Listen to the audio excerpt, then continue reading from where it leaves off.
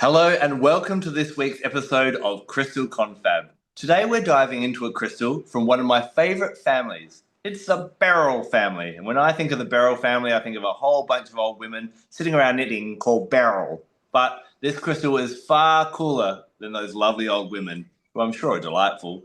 Today we're looking at Blue Beryl, which is much better known as Aquamarine, the crystal of the ocean. I'm joined by Kyle and Nicholas today, and we're going to have an amazing confab about why this crystal is absolutely amazing. But Nicholas, I wanted to ask you first of all, tell us a little bit about this Beryl family. Yeah, so I know we touched on this in our Emerald episode, and it's not a secret that I love Emerald and all of its relatives.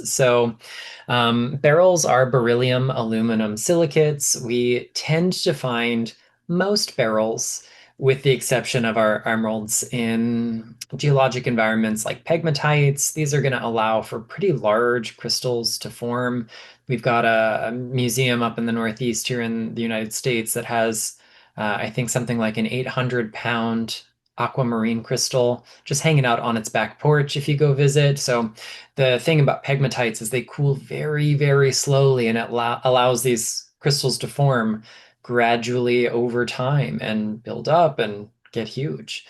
We have in aquamarine this beautiful color ode to traces of iron, which substitutes in there and can give us anywhere from like our faint sky blues all the way to our kind of rich green colors, both aquamarine, just different concentrations of iron and other stuff.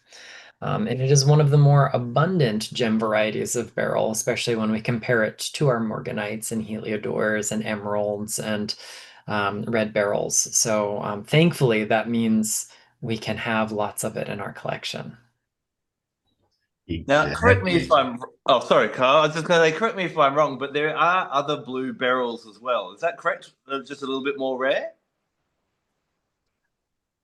Yeah, we've got mashish or mashiche, which is super intensely blue and often helped a little bit to get there, but its color is far less stable than aquamarine.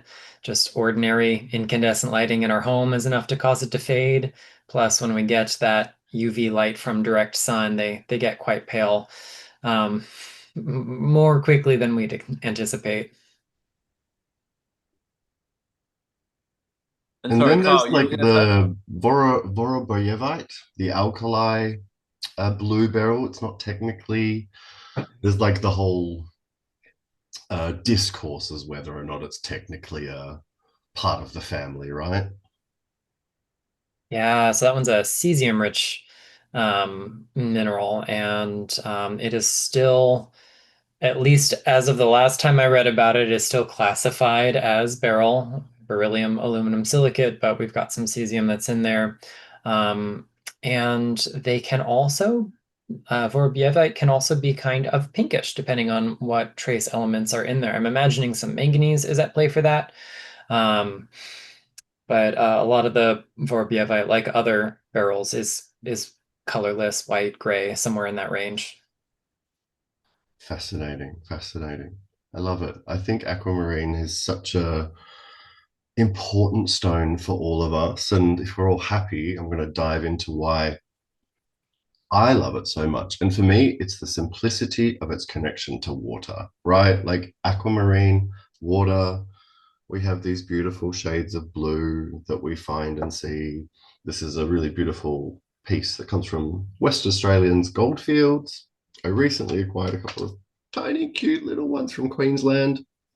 Like, I just adore it. I literally gathered all of my aquamarines up to do my preparation, put them in my hand, and it immediately went cold. Like, it immediately cooled off. And I'm hot. I run hot all the time. And it was just like this, putting your hand into like a tub of cold water or under some running water. And for me, it does allow us to tap into water at its source, water within us, water on this planet, and it's all of its variations from its simplicity through to its complexity, right? We're 70+% water. That's a lot. We sweat, we bleed, we have many other bodily functions that involve liquid. We get rained on, we need water to drink. We have it to survive, and without it on this planet, we don't live, right? So if you're neglecting the water element in your life, please call upon some aquamarine because it will tell you where you need it. I actually need to have a nice long bath and refresh myself. Maybe I need to go to the gym or sauna and sweat it out a little bit. Maybe I'm holding on to a little bit too much and I need to recalibrate and balance the physical element of the water within me. Then we take the next step and we go, the emotions, right? The feelings within us, right? Water can so tap into our feelings and our emotional source.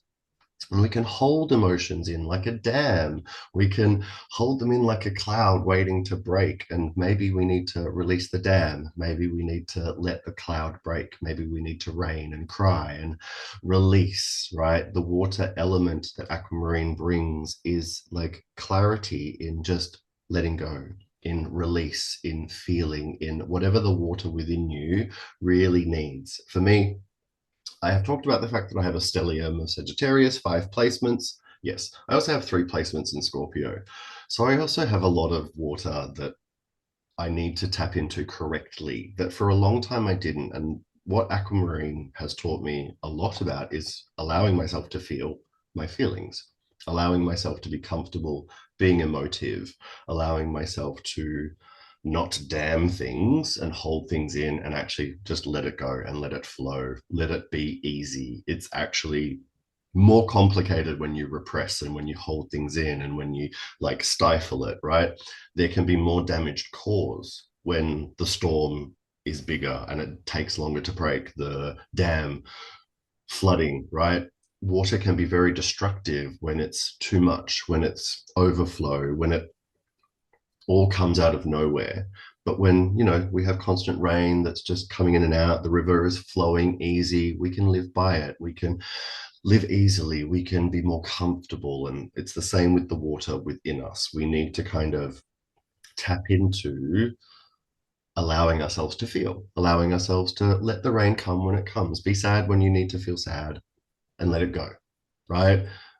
Be frustrated and then let it go.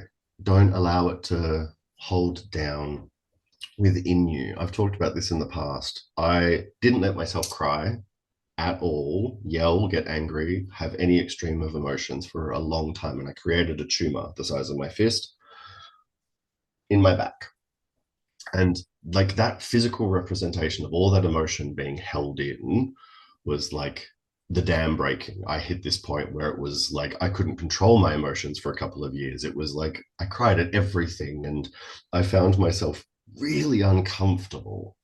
And that's often the way. It's very uncomfortable when all of this water comes at once. It's like, quick, bunker down.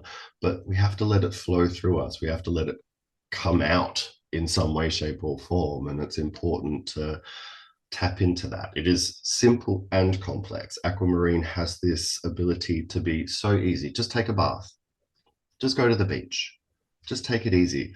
And then let's go deeper. What about the emotions? What about all of your feelings? What about all of that stuff that's hidden beneath the surface? Because there's so much water hidden beneath the surface, right? There's all these artesian basins that we tap into, right? There is so much water and so much we don't know about the depths of the oceans. We know more about space than we do about the depths of our oceans, right? We know more about thinking and being philosophical and like exploring intelligence than we do about our feelings. I think as humans, we know less about what drives our emotional center than our thought center. And I think aquamarine is that like, it's truth, it's communication, it's calm, it's order, but it's like, what are you feeling and why? Where is it all coming from? How can we find that balance? Let it flow downhill to the deepest point, right? Gravity will always control water. So let the gravity around you, the situation, let it flow. Go downhill, be like a waterfall, be effortless. Let your aquamarine, little dragon and skull, drive you towards being fluid, more easy. Let yourself feel and have a cry if that's what's happening in your life. Let yourself be in whatever is happening, especially when we go through phases like full moons and new moons, retrogrades, these waves where things happen, waves of grief, waves of frustration, things that hit us.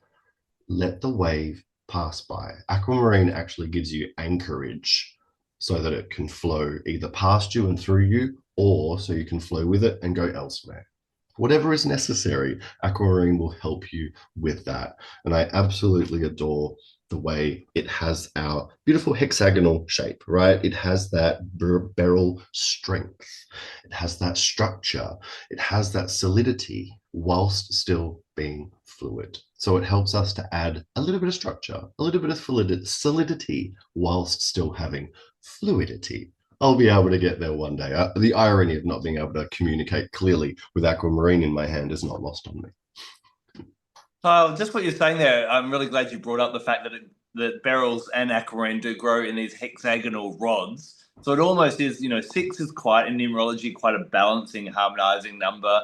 And the fact that they do grow in these rods. And I always feel like the energy kind of ebbs and flows up and down the crystal, just like any body of water will find harmony, in its container. It's almost as though it works in that way, and that's kind of how the crystals form dictates a bit about the crystal's energy that you've been talking about, doesn't it? I totally agree. We've talked about and touched on this in the past, is that shape and structure and formation of the crystal has so much influence over its energy. This is one of my favorite pieces that's from Namibia. It's from the Orongo region, and it shows the beautiful scientific difference between aquamarine and heliodor. Like, this is two ions of ions of iron, and then it becomes more intense at the top. Heliodor has the 3, so it's that yellow color comes out. It's amazing. It's so different. We touched on it a little bit before, but it has this softness and strength, and I think we all could do with a little bit of that. Like, we shouldn't be stepped on, but we should also have compassion and softness, and go with the flow a little bit and take things easier. I'd just like to take us back on a bit of a tangent, because I know some people listen to this podcast and probably don't have as much experience with the kind of structural and formation of crystals, and they're obviously, hopefully, learning each week as we have a confab. But I'll get you guys to elaborate if you could. So Beryls, as a family group, they all have the same structure, but the difference between an emerald or an aquamarine or a heliodor or a morganite is basically other minerals will kind of soak in and stain or color the crystal. Is that right? So that the Beryls will have the same shape, but the colors come from other things in the environment. Yeah, is that right, Nicholas? It's close. So, in the case of Beryl, like with quartz, what we have is a single mineral species. Chemically, they're more alike than they are not alike, and we have a tiny amount of what's called ionic substitution. So in the complete structure that is whatever that massive Beryl might be, a few stray molecules of one thing, usually in this case with the Beryl, it's going to be the aluminum substituting for something else. A different ion kind of pops in for an occasional ion of aluminum in its structure, or we might get some interstitial minerals, we might get some other things that show up, but it's not so much they soak in, but it substitutes as it grows. So if there's an abundance of iron in its makeup, then we're going to get something in the aquamarine to heliodor range of the spectrum, depending on the valence, how many free electrons there are in that iron. If we've got manganese substituting in there, then we're going to get our pinks to reds. If we have vanadium, it's going to be a kind of blue-green. If we've got chromium with or without iron, then we're going to get our emerald green, and so on and so forth. So I had a colleague once, I want to say it might have been a college professor, describe exactly how little difference there is, and they used clear quartz versus amethyst as the example. And this is an approximation. Someone didn't sit there and count out the molar mass of these two things, but let's say you had like a 1 foot, a 30 centimeter cube of quartz, totally flawless, optically clear quartz, and you wanted to turn it into amethyst. The amount of iron you'd need is probably less than the number of iron molecules in the tip of a ballpoint pen. So it's not very, very, very much. Now, of course, there could be more, and it could be hypersaturated, but there could also be less, and it might still be appreciably violet. And it's kind of similar in the case of our barrels. It's a very small amount of one, usually metal, substituting for another metal in the crystal structure. Wow, the precision of Mother Earth. And what I find really interesting, Kyle, about the piece you were showing, and I think I've got another piece from the same collection, is as the crystal was growing, obviously there was something in the environment that was offering that blue color as it was growing. And then I'm guessing something would have happened geologically to then suddenly there was abundance for the yellow to come in there as it grew more. Would that be correct? It would be more about like the the crystal just having a little bit more space, or the concentration of the iron, I think, in the mother liquid being more intense as it like shrinks. Like within, Mm, it could be within a pocket, and sort of you imagine this liquid kind of going down as the crystal goes up. You know, the iron has become more concentrated, like cordial, that over the makes course of sense. time. Yeah, for sure. Well, and I love what you were sharing about the emotional and the watery aspects of aquamarine. Of course, with the name and the color, we do immediately think of the water. One thing I love about aquamarine is it's said to be the favorite crystal of the merfolk or the mermaids and the mermen type of thing. And there are little rituals you can do. Sometimes we all have different ways of working with our emotions. And what I love about the merfolk is that they are a mythical embodiment of the water element or of the emotional element. And sometimes, if we can't connect with the emotions within ourselves, listening to some type of guide like a mermaid or a merman can actually give us that guidance on, emotional intelligence and how our emotions can be they can be our employee, not our boss in that type of way as well. There are simple little rituals you can do, like going near a body of water, like the ocean, with your aquamarine. Apparently, mermaids like something sparkly, so in a sparkly crystal or something else, and just asking for that guidance and connecting. Like you said, Kyle, we're about 70% water. The Earth is 71% water, or covered in oceans. Connecting with that water within us and around us, and feeling that equilibrium as well, can be really quite powerful as well. I know also with all the things that are happening in our personal lives and on a bigger scale, that can be pretty emotionally destabilizing sometimes, and sometimes the water within can feel like it's more going through a pretty rapid storm. And I think this is a great crystal to help with that. But also, I know that there's a new documentary out at the moment called, I believe, called Oceans by David Attenborough, I think, which is pretty heartbreaking about what we're doing to the oceans in that way as well.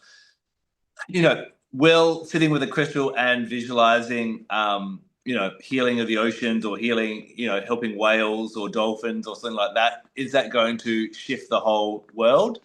Maybe not. But at the same time, I think that kind of, if we focus our energy on that, that does create a ripple effect, which then can have, you know, can have far-reaching consequences beyond what we possibly imagine. So I know, Kyle, you're a bit of a grid maker. I would love to know how many grids are actually throughout your house. But I think we can make grids as well for like protection of the oceans or connecting to the oceans or connecting to the merfolk as well. Would you agree with that, Carl?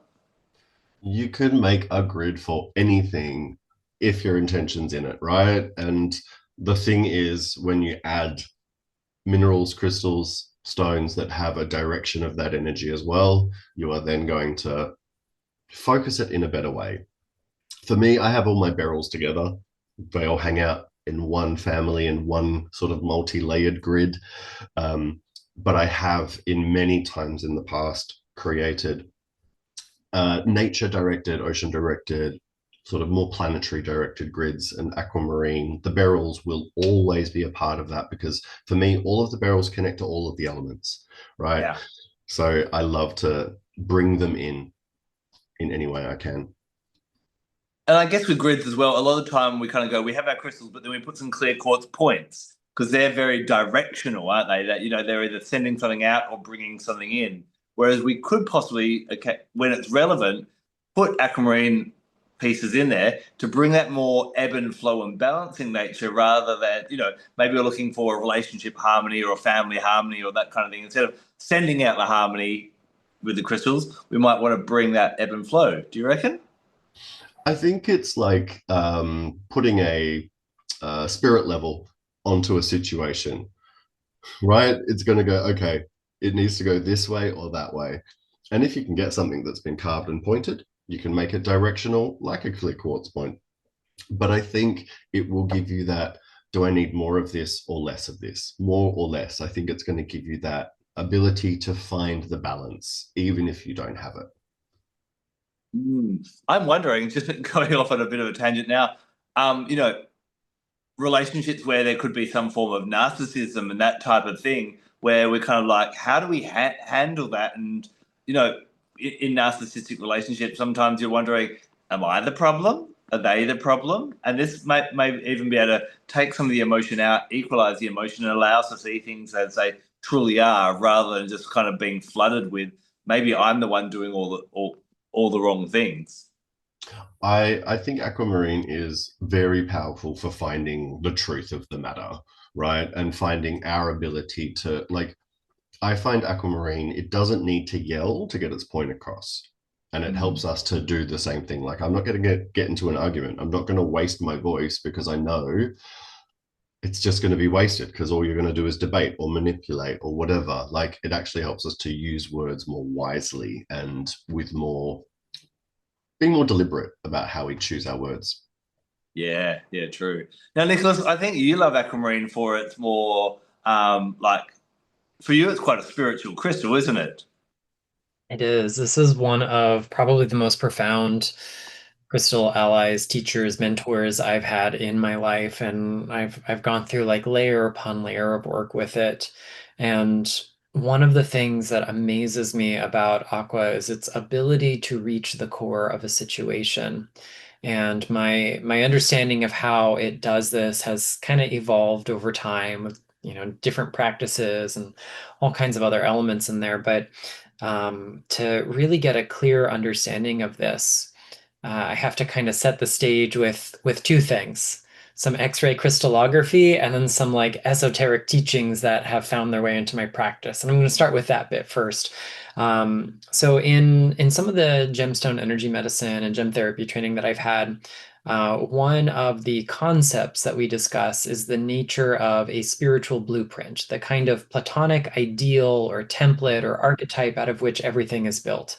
And you can almost think of it as a kind of set of spiritual instructions that act as the code underlying everything in the universe. So every rock, every blade of grass, every mountain, everything has its own blueprint. That also applies to us at every level of organization, from our whole being, which is bigger than our body and our mind. It's everything in all the emanations and iterations of us, as well as the tiniest bits. Every cell has its own blueprint, every molecule of every cell, every so on and so forth. And they kind of fit together like nesting dolls to paint the picture of who we are. And the thing is, our blueprints don't inherently encode for failure or loss or pain or all of the icky stuff. It's like what the acorn is to the oak tree. The potential is there for this magnificent being to emerge with the right conditions. So the conditions around us affect whether or not we can access what's written in that spiritual blueprint. And there are certain crystals that kind of interface with it, we'll say, more effectively than others. And aquamarine is one of the gems that I find to be in the greatest resonance with it. And there's a clue to this in aquamarine's makeup, which was first revealed in like the early 20th century by the process of X-ray diffraction, which led to the science of X-ray crystallography. The first Nobel Prize given to this field was given away in 1915 to an Aussie, actually. And Beryl was one of the first materials that they used for this. So to perform X-ray crystallography, a small sample of a mineral is used, and a concentrated beam of the particles, the photons of X-rays are kind of blasted at it, and it creates this diffusion or diffraction pattern that reveals the makeup, the arrangement of its internal molecules. And in Beryl, we see this arrangement that so almost perfectly resembles the flower of life that it is astonishing. And for those who might not know what the flower of life looks like, it's what I've got on my mug here. That was intentional. It's these overlapping circles. Maybe in a couple weeks we'll talk more about overlapping circles with a different topic, but it is thought to be in some kind of Western esoteric traditions and modern New Age traditions to be the kind of geometric template out of which all things are birthed. All forms, all structures, all geometries can be found somehow by calculating the distance between and the overlap and the relationship of these figures. So if Beryl has in its makeup something that is perfectly overlaid with the flower of life, then it kind of represents that same template, that same blueprint within all of us. And it has the ability, kind of drawing from this watery imagery that Kyle was using, to help us go with the flow. The reason why we kind of get stuck, we lose sight of what's written in that spiritual template, that idealized set of information from which we should be drawing inspiration for our life, is that we wander off topic. We get lost in the woods, so to speak. And that blueprint works in two different ways. In one way, it's kind of like the roadmap. So as real life happens, we get smudges on that map and we can't read it very effectively. But simultaneously, it's almost like the rudder on our ship. And as we get certain ingrained beliefs and behaviors and other circumstances in our lives, it's like having too many barnacles on the rudder. We can't move it if it gets too encrusted, and you end up, going in circles because the rudder's turned in one direction. And that's only useful if your goal is to go around in circles, but you can't explore the world, you can't navigate, you can't adjust where you're headed unless we can consult the map and read it accurately and navigate according to that map. And the blueprint kind of works in both ways. And the way Aquamarine works for us is kind of twofold. On the one hand, it has this cleansing quality that Kyle alluded to. It has this really watery energy that we can use to purge, to release. It is one of my favorite stones for releasing outdated beliefs and ideas and concepts and just stale energies from our lives.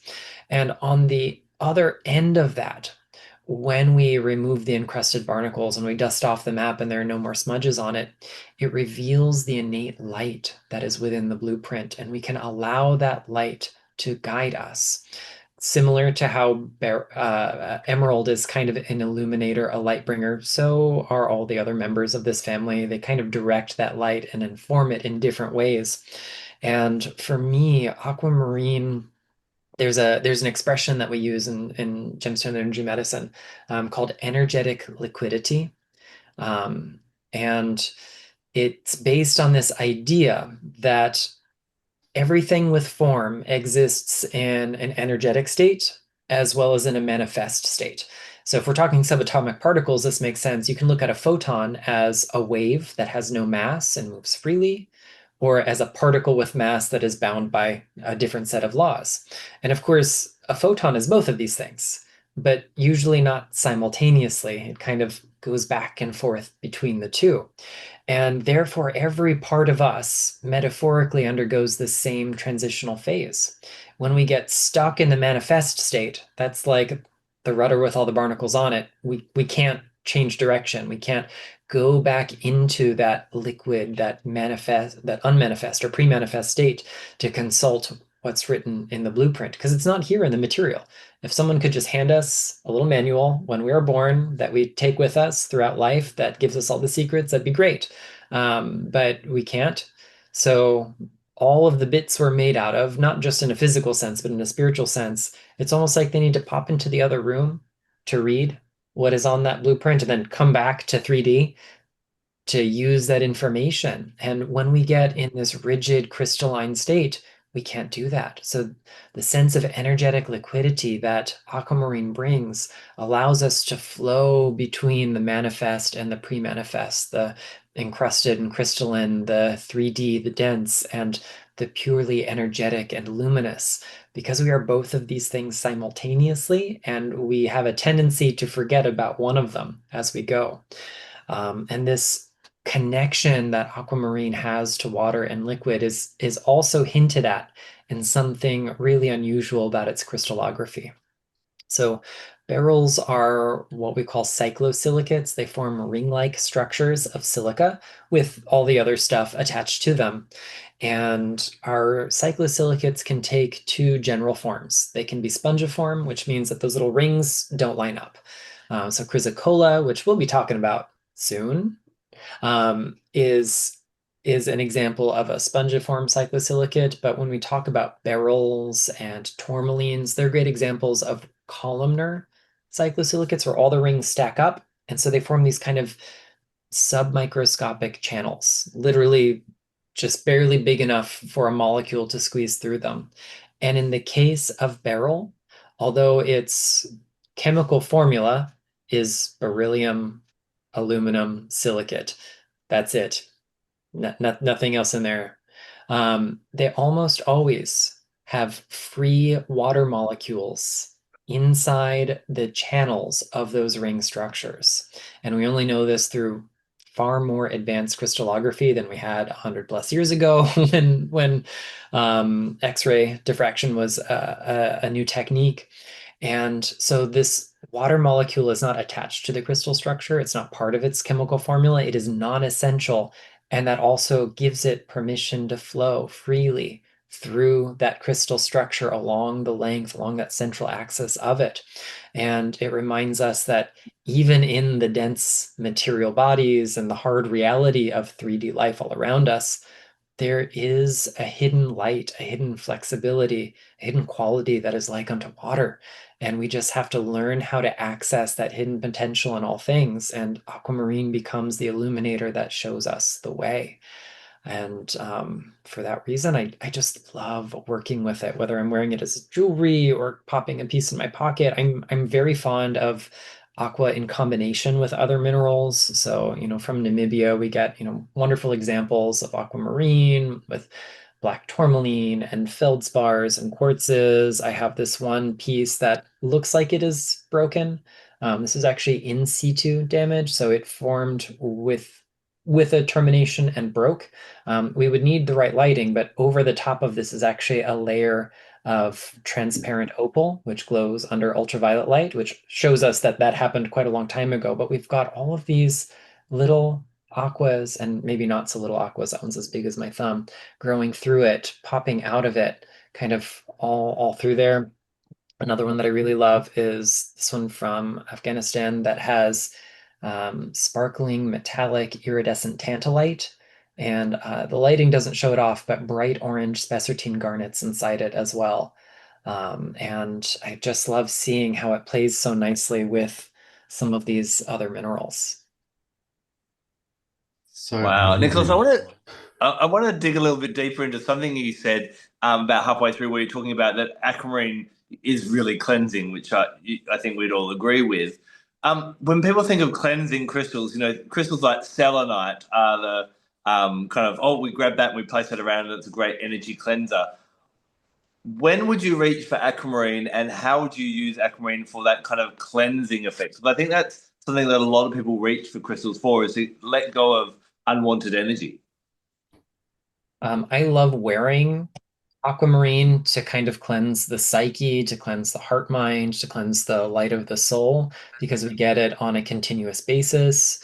Beads are probably the most affordable way to do this, plus they can encircle us. And that's a wonderful option. As long as your aquamarine is free from treatments and free from accessory minerals that don't play nicely with water, you could also make some aquamarine water with this. This is a practice that we do in gem therapy.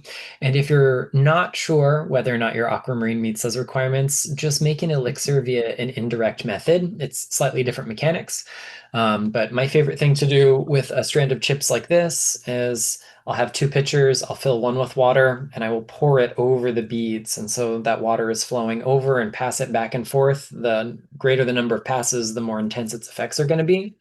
I could add that to the bath. I could use it to cleanse my space. One of the things that I'll do with that is you can fill a nice bowl. It could be a beautiful cut crystal bowl. It could just be a piece of Pyrex from the kitchen, and fill that with that charged aquamarine water and leave it in the space you want it to cleanse.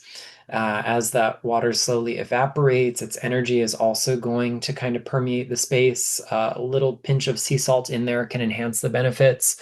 You could use that resulting infusion to also cleanse your other crystals, again, supposing that they are water safe.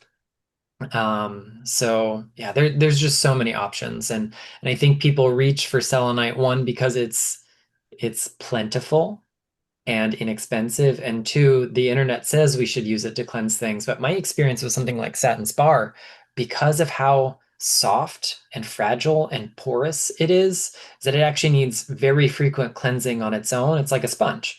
And if we don't wash the sponge after we finish washing our dishes, the next time we go to wash our dishes, they won't get clean.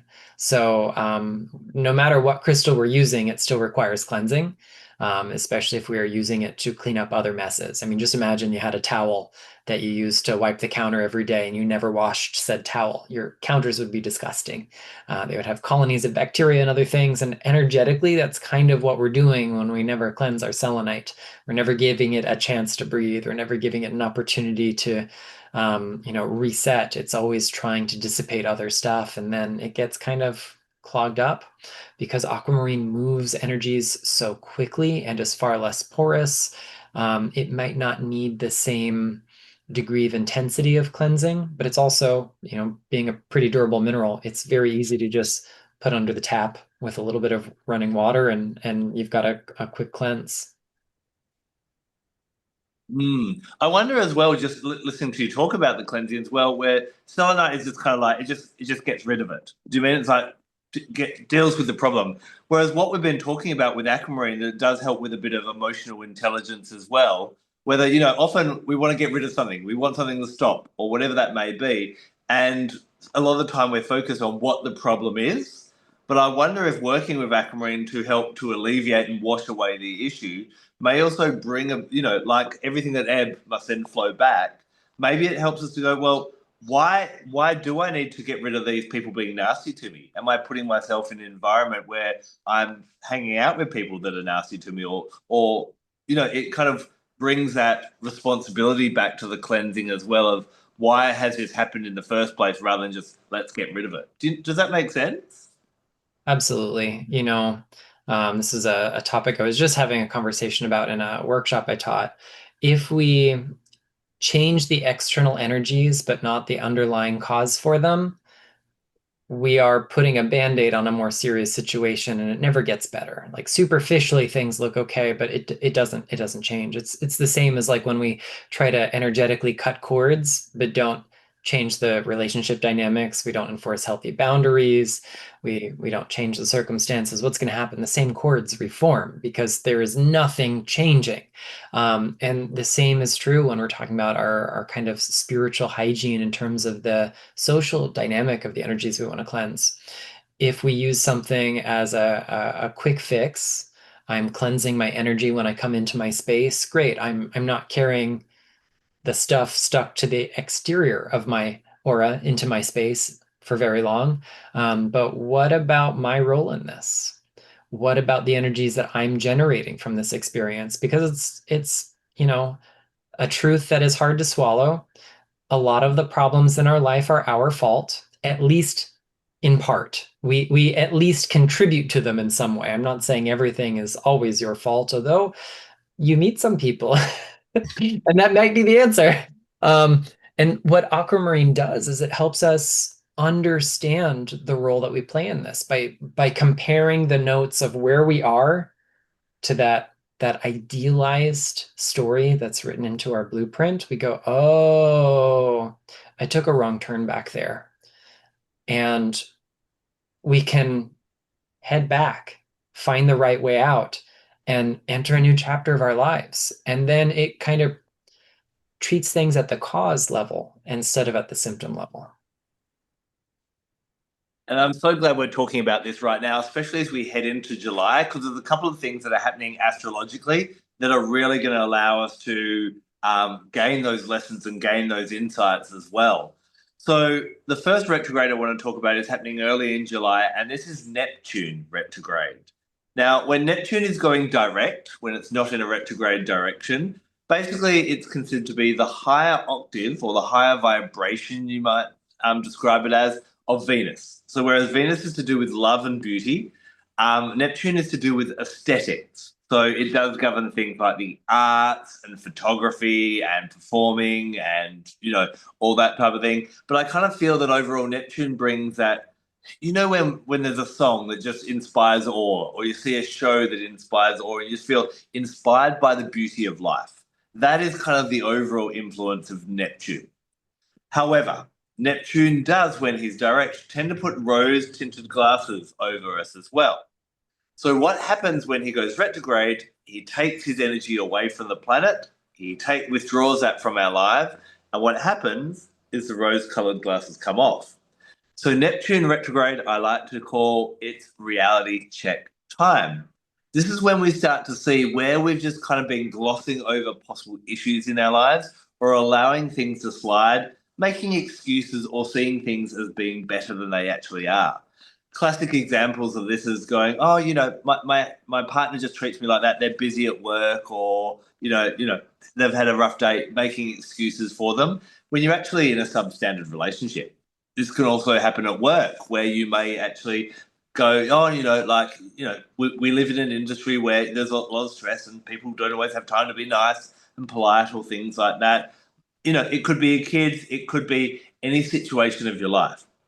So I think Aquamarine not only bringing in that beautiful watery energy, which will be a little bit lacking with Neptune out of the way, but it will actually help us to recalibrate what Neptune's true desire is. Remember, every retrograde has a major lesson to it. Its true lesson is for you to create a purely, truly beautiful life, rather than convince yourself that, oh, no, I've got the perfect life. Yeah, my partner's a bit of a jerk to me most days. Yeah, I hate my job and the people I work with. But no, it's beautiful. So what it does is it brings all this truth out and allows you to start making changes and go, actually, I do need to kind of sort out my relationships, whatever they may be. I do need to sort out my workplace. I do need to sort out my money situation, all these different things. So this can be quite confronting coming up. And remember that when you hear dates for a retrograde, retrogrades aren't on off. They're a wave, especially with Neptune being watery as well. So I'm even noticing now in some of my relationships and some of my working situations that I've maybe been kidding myself and giving people the benefit of the doubt when maybe I shouldn't. Bringing Aquamarine in and wearing it, putting around your space, popping a tumbled stone in your pillow slip at night to see what dreams it brings up will just help you to realize, how do I recalibrate to work out where things aren't quite right and where I do need to make some changes. And maybe you do need to make some cleansing. And I think what Kyle and Nicholas have talked about is some really good leading in advice to what may happen with Neptune. Now, not only do we have that, where we're going to have these reality checks, but be warned, because we do have a Mercury retrograde happening later in this month as well. Mercury retrogrades, of course, happen quick and fast, and they happen often. And they give us little 3-week check-ins with how good a communicator we are. Now, as we're having these reality checks, that may actually mean that we need to have communication with other people. Be wary that we will have this Mercury retrograde in the sign of the beloved Leo. So what can we expect? Fiery and very sometimes selfish, sometimes narcissistic communication, but also heartfelt as well. So there's going to be a lot of big communication coming out. Leos are renowned also for being really great expressors, not necessarily great listeners. And so even maybe bringing in a bit of, I love Angelite for helping with a bit more listening capability, pairing Angelite and Aquamarine later in the month to allow communication to flow backwards and forwards. So I think July actually offers a really great month for you to recalibrate your life, make your life more beautiful than it is, and have something really healing and honest communication. And I would recommend, if you don't have aquamarine in your collection now, hurry up and get some. And I would keep it with you throughout July just to help you kind of navigate and find that harmony, precisely about what we talked about what needs to be let go of, but also having that, connecting back in with that spiritual teaching or that personal teaching of how have I brought about this life and the situations now? What have I said? What have I done? Which relationships, which jobs, which financial decisions have I made to get me where I am today? And aquamarine will wash away what doesn't serve you, but also bring in those lessons of, hey, am I the problem? Maybe I'm the drama. Maybe you are, kind of thing. So it's going to be a really great one to work with in this way. So Kyle, Nicholas gave some really beautiful ways he loves to work with aquamarine. I know you've got your beautiful Beryl grid, but is there any other ways that you've found aquamarine could be a really nice way for people to work with throughout July? I literally wear aquamarine every single day. This is a crystal plug. Let me just pop it out. You can see a total bit of aquamarine that I have in my ear every day, and it's balanced with morganite. And I love wearing aquamarine and morganite through periods where I need to just listen to my truth, be in a space that is loving and compassionate, but also with good boundaries. Morganite has such strong boundaries of the heart, and pairing it with aquamarine, I'm always able to listen to the right truth for me and what I need. And it's been really important over the last few years because I have gone through this period of grief and burnout. I've had to really manage my energy, which I've discussed in the past, and I find this combination all the time harmonizing and balancing for that extremes that I can feel. Or if I'm feeling really burnt out, it will allow me to go, that's how you're feeling, so do less. And say to those around you that you need to do less today. This is how I'm feeling. And it allows you to actually, it allows me to know what I can and can't do, and then to actually express what I can and can't do. It gives comfort in that honesty. And I think that's going to be really important working through this sort of double retrograde on top of each other. If you can have it on you, or just have a piece that you have with you that you remind yourself, boundaries, truth, don't hold back. But also, like, there's no need to yell and scream and shout. It will help you not sort of get overwhelmed by other people's big emotions and all the, like, maybe there's going to be yelling and screaming, or maybe people will be saying my problem's bigger. It's like, well, we all have problems, and this is the truth of it, and I'm a focus on me, and that's okay. Like, the whole, like, one of my favorite sayings, and it's relevant for many situations, is your lack of preparation is not my problem. Right. And it is something that can come up during these retrogrades, like, oh, I'm running late because of this, and all of this has come up, and blah blah blah. I'm like, okay, cool, I have my problems, you have your problems, let's like work together here. Like, this is what I can do, this is what you can do. I'm not taking on more responsibility just because you're not prepared. Right. It's that whole group project thing. Aquamarine really helps to like set the standard of like, I'm contributing what I'm doing, and that's enough, and I'm not going above and beyond. Or maybe I've not been doing enough, and it's time to do more. It's time to take bigger steps. It's time to take bigger actions. It's time to have bigger conversations, put on your big person adult pants, and like really start to let your actions speak louder than your words. Out of curiosity, is there a reason why you wear aquamarine in one ear and morganite in the other? Does it matter? Have you made a conscious decision on them? Yes, energetically, because I work in spirit with my twin sister and my great grandfather, it's like this direct link to be able to hear them in one ear clearly. And so there's no fighting. And so I know who I'm connecting to in spirit when I'm connecting to them. And it's this direct link. And it allows me to be clear, especially when I'm So doing is readings. morganite for your grandmother sorry, was the grandmother or father? No, my morganite is for my twin sister in Yeah. spirit, and my great grandfather Great on my grandfather. mother's side. Yeah, it was one of those weird discoveries of like, we don't know who's working with us until like we tap into them. And Aquamarine is my like connection to my great grandfather because he really was not backwards and going forwards.